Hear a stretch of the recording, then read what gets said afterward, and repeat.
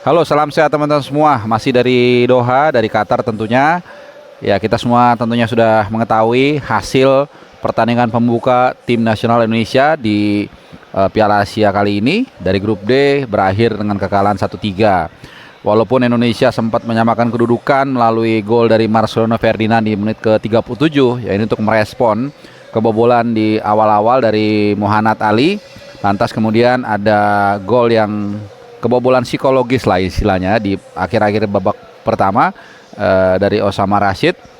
Ini pemain yang juga hadir di konferensi pers sehari sebelum pertandingan, dan bahkan di babak kedua kita semakin jauh tertinggal melalui gol Aiman Hussein. Nah, tentunya hasil ini ditanggapi beragam oleh netizen Indonesia. Ada yang tetap memberikan apresiasi karena dianggap bermain ngelawan istilahnya, tapi juga ada yang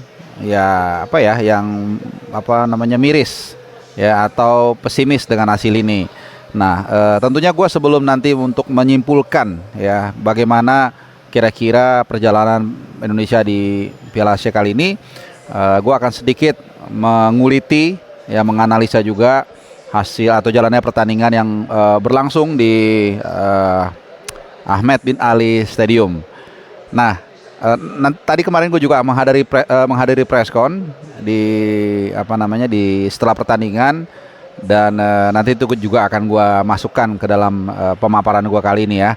Nah, pertama adalah sebenarnya kalau kita lihat dari permainan di babak pertama, menurut gua di lini tengah terutama duet antara Ivar Jenner dan juga Justin Hubner lumayan mengekang ya pertahanan dari ataupun aliran bola dari tengah. Memang ada satu true pass ya, ini juga kesalahan dari dari pertahanan kita sehingga berhasil membuat menciptakan peluang ya yang dihasilkan oleh atau dilesakan oleh Muhammad Ali. Ini pemain nomor 10 yang memang sangat berbahaya. Tapi kemudian ya itu tadi ada sebuah serangan balik yang dilakukan atau diawali dari sisi kanan. Ini yang area yang gue bilang menjadi kekuatan kita dengan adanya Yakob Sayuri. Kemudian dia melepaskan umpan menyayat begitu ya, umpan slice ke arah Marcelino Ferdinand, dan ini mengingatkan gue dengan golnya Vinicius Junior di final Liga Champions tahun 2022 ya antara Real Madrid dan Liverpool. Anyway, sehari sebelum preskon, Sintayong mengatakan dia jadi gini, gue waktu itu tanya bahwa gue mengasumsikan, gue bilang ini kita akan banyak lebih bertahan mengingat lawan-lawan yang sangat tangguh di grup, melawan Irak, kemudian Vietnam mungkin seimbang lah, kemudian Jepang. Lantas gue bertanya kenapa Anda membawa 5 striker, dan kemudian dia menjawab ya karena saya mau bermain menyerang ya. Nah, cuman ini juga ada anomali teman-teman, karena kemarin memang kalau kita lihat Sintayong itu memakai pola 3-5-2, walaupun sebenarnya sayapnya ini lebih banyak bertahan, terutama Pratama Arhan ya yang lebih banyak berkonsentrasi untuk menjaga area kiri pertahanan dari Indonesia. Formasinya memang seolah-olah agresif ya, tapi pada kenyataannya kita lebih banyak layback di belakang, lebih banyak bertahan, dan itu kita bisa lihat ya dari permainan maupun juga dari ball possession yang hanya menguasai 33% ya.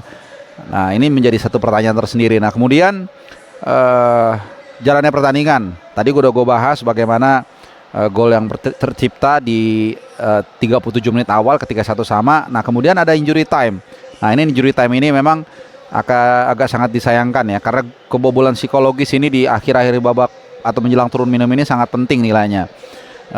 Ada bukan sedikit ya, tapi memang ya itulah gunanya uji coba. Di 2 uji coba melawan Libya dan juga 2 kali melawan Libya dan juga melawan Iran, sebenarnya kita melihat banyak kesalahan-kesalahan elementer yang dilakukan oleh para pemain belakang Indonesia. Terutama gue menitik beratkan kepada Jordi Amat yang sempat melakukan beberapa kali kesalahan. Dan ini mengingatkan kita juga ketika melawan Libya ya, gol kebobolan keempat atau gol lawan keempat ke kita itu kan gara-gara Jordi Amat ketika dia naik tinggi ke tengah, kemudian dia lambat dalam mengambil keputusan, apakah mengoper, apakah mendribling atau apapun itu. Nah, kemarin juga terulang ada beberapa kali, dan ini menjadi satu catatan tersendiri ya. Dan juga untuk lini belakang, Rizky Ridho, it's okay, ada 1-2 kesalahan, tapi gue rasa dia bermain sudah maksimal. Elkan Bagot mungkin yang one of the best ya dalam arti pertahanan. Walaupun memang di awal-awal dia sempat melakukan sliding tackle kemudian kartu kuning, tapi justru ini menunjukkan dia punya kemampuan. Apa itu? Nah, setelah itu dia bisa bermain artinya tanpa melakukan tackle yang keras. Artinya tidak ada kartu kuning kedua kan. Jadi dia bisa bermain selama 100 menit ya, karena kan dia dapat kartu kuning itu menit pertama teman-teman ya. Sementara injury time itu 2 kali 6 menit. Jadi 12 tambah 89 itu 101 menit.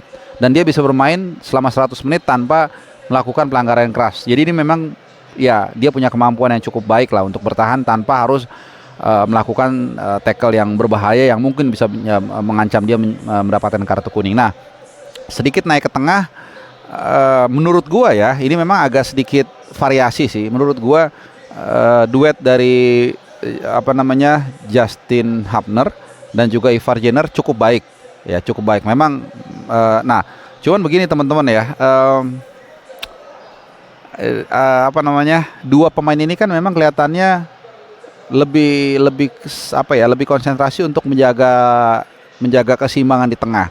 Nah, sementara aliran bola ini nggak terjadi sama sekali ke depan, jarang banget, dan itu terbukti saat di mix zone juga gue ketemu sama Marcelino Ferdinand. Dan memang gue tanya sama dia, Marcelino hanya ada satu shot on goal selama pertandingan dan dia langsung kayak ngeh gitu ya. Terus gue tanya apakah memang ada alasan tertentu kesulitan di mengolah bola di depan atau memang kurang supply. Nah, memang secara eksplisit dia mengatakan demikian, kurang supply ke depan, dan memang kita lihat seperti itu.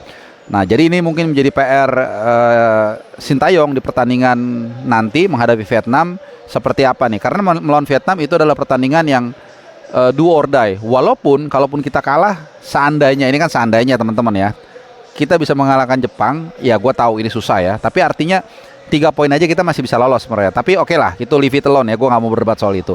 Tapi artinya bagaimana nanti melawan Vietnam kita bisa mengalirkan bola lebih banyak ke depan.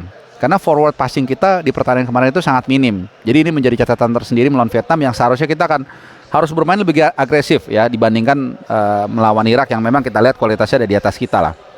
Nah, terkait dengan back sayap, menurut gua ya dua-duanya sudah memainkan peran yang lumayan baik. Yaakob Sayuri menurut gua ya lebih baik lagi lah dibandingkan Pratama Arhan. Tapi kelihatannya memang Sintayong tidak mau gegabah untuk mendorong dua back ini terlalu agresif. Pratama Arhan kalau gue lihat memang tidak punya endurance sebaik Yaakob Sayuri, sehingga memang dia lebih berkonsentrasi untuk bertahan, sementara Yaakob Sayuri itu lebih mobile, lebih naik turun, bahkan mungkin lebih sering dia di depan ya sebenarnya. Nah, sorry, di kanan Asnawi, mohon maaf gue sampai lupa. Jadi di kanan Asnawi, di kiri Pratama Arhan, tapi Asnawi ini yang menurut gue agak kurang maksimal ya.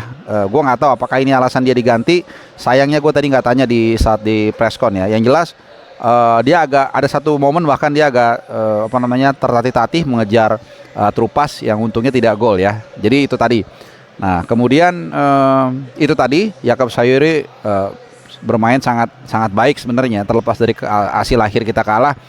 Bagaimana dia bukan hanya memberikan umpan kunci atau asis kepada Marcelino Ferdinand, tapi juga di babak kedua ketika memang Sintayong mencoba untuk bertahan, dia juga mau turun ke belakang dan memainkan perannya dengan baik. Nah, kemudian di depan ini adalah punchline-nya teman-teman ya. Marcelino Ferdinand main lumayan lah. Gue nggak bilang bagus banget tapi lumayan. Tapi yang gue menjadi agak bingung adalah Rafael Strike. Ya, sejak awal gue nggak tahu nih ya, harusnya sih menurut gue Ramadan Sananta ini mainkan, tapi Ramadan Sananta gini teman-teman ya, di line up dia tidak di line up tuh dia kalau nggak salah nggak ada. Tapi tadi waktu gue nunggu di mix zone itu dia keluar ada di situ ikut juga gitu. Nah, nggak tahu apakah memang dia cedera atau apa, gue juga nggak ngerti. Tapi gue rasa kalau misalnya Ramadan Sananta itu fit, gue yakin Sintayong akan memainkan dia. Jadi Rafael Strike kemarin ya mungkin hampir tidak melakukan apa-apa teman-teman ya. Secara postur juga body balance-nya nggak bagus, maksudnya nggak kuat gitu ya. Dan beberapa kali dia duel bola-bola tanggung kalah ya. Karena badannya juga kita tahu kan nggak terlalu besar ya. Sementara pemain Irak kita tahu secara postur, secara kultur juga mereka memang punya tulang lebih kuat lah, lebih gede gitu ya. Nah, itu secara pertandingan. Jadi memang ya hasil ini memang bisa ditanggapi beragam. Yang pasti sekali lagi kalau dibilang kecewa pasti kita kecewa ya. Kalah apalagi dengan selisih 2 tentunya ya itu membuat kita kecewa. Mungkin kalau kita kalah 1 itu kita masih bisa terima ya. Tapi kalah 2 memang agak mengecewakan. Nah, tapi harapan kita juga tidak berhenti di sini teman-teman. Masih ada pertandingan melawan Vietnam, harus berbenah dan harus lebih berani, dan terutama dalam memenangkan bola-bola tanggung. Tadi gue lihat ya, kita dalam memenangkan bola-bola 50-50 itu berapa kali kita kalah. Ya mungkin maksudnya terlalu ini ya, untuk mencoba hati-hati. Sebentar, gue ngopi dulu ya. Mungkin maksudnya mau hati-hati supaya menghindari kartu kuning ya, tapi akhirnya malah jadi kelihatan kurang otot. Ya mungkin ini yang akan bisa ditampilkan lebih berani di pertandingan kedua menghadapi Vietnam. Sekali lagi mungkin kita sudah semua mendengar analisanya menghadapi Vietnam ini sebenarnya apa ya? Itu yang gue bilang tadi, kalah pun sebenarnya kita belum secara matematik kita belum tertutup. Walaupun tentunya itu sangat berat ya mengharapkan kita mengalahkan Jepang. Artinya udah deh, Jepang kita anggap aja kita tidak menang. Ya, kemudian lawan Vietnam ini kita memang harus habis-habisan mau tidak mau ya, put all the stakes di pertandingan menghadapi Vietnam nanti ya. Kesalahan-kesalahan di pertandingan pertama itu jangan diulangin lagi, terutama di lini belakang. Jordi Amat ini sekali lagi ya harus lebih cepat dalam mengambil keputusan. Gue agak melihat permainan dia terdegradasi sejak di Argentina. Gue sangat impress, tapi kemudian di pertandingan belakangan ini melawan Libya, kemudian juga kemarin dia agak-agak ya kurang oke lah ya. Nah, terkait juga dengan ada beberapa pemain yang tadi yang dikeluar ya, mungkin cedera, kita juga nggak tahu ya karena belum mendapatkan update. Jadi tadi itu ada Ivan Jenner kalau nggak salah, ketika dia kembali ke belakang melakukan pertahanan, melakukan sliding tackle, kemudian langsung keluar. Rizky Ridho juga. Nah, ini juga Rizky Ridho juga kita nggak tahu seperti apa ya. Tapi yang pasti tadi gue sedikit impress dengan permainan Sandy Walsh. Ya ini mungkin bisa menjadi alternatif. Mungkin misalnya katakanlah Rizky Ridho cedera, atau bahkan juga mungkin bisa menempatkan Sandy Walsh menggantikan Asnawi ya. Kita nggak tahu karena Asnawi tadi bermain sangat jelek ya. Tapi yang pasti ya gue berharap semua pemain bisa fit, terutama Ramadan Sananta. Ini sangat perlu karena kita nanti pertandingan kedua itu butuh gol, pasti butuh gol, sehingga kita butuh striker yang memang benar-benar mumpuni atau bisa paling tidak menjadi tembok ya. Tapi sekali lagi kita nggak tahu kondisinya. Sayang tadi gue nggak sempat nanya di preskon terkait dengan kondisi Ramadan Sananta dan juga pemain-pemain lainnya yang tadi sempat terkapar cedera. Nah, sebelum menutup gue juga agak bertanya-tanya teman-teman ya. Jadi kalau yang gue dengar ini kan Sintayong sangat memfokuskan untuk mempam fisik para pemain ya, fisik terus. Tapi tadi gue lihat kita agak sedikit kehabisan ya, terutama di pertengahan babak kedua, dan beberapa pemain juga mungkin agak keram atau apa. Jadi mungkin ini agak ada sedikit catatan terkait dengan fisik para pemain di pertandingan melawan Irak. Oke. Mungkin itu aja yang bisa gue gambarkan. Sekali lagi hasil ini ditanggapi beragam. Jadi masih ya itu yang gue mengatakan, tidak ada yang suka dengan kekalahan, tapi bukan berarti kans kita tertutup. Nanti 19 Januari kita harus menumpahkan semua yang kita miliki. Jadi ya now or never, udah itu aja, nggak ada kata lain, nggak perlu lagi bertahan karena memang ya itu harapan kita satu-satunya. Oke, tetap optimis tapi juga realistis, dan juga sebelum menutup tadi gue bikin kuis, jadi gue nggak tahu ya karena banyak banget yang gue bisa ada ratusan. Gue nggak tahu apakah ada yang menebak benar pencetak gol dan juga skornya. Gini aja, kalau kalian merasa benar mention aja, nanti gue akan cari ya ininya pemenangnya, nanti gue akan umumkan di video gue selanjutnya. Oke, terima kasih, kita ketemu lagi di video-video gue lainnya. Nanti gue akan setelah ini akan calm down dikit, gue akan upload video behind the scene ataupun ya sisi lain di perhelatan Piala Asia kali ini yang sangat luar biasa. Terima kasih, semangat terus.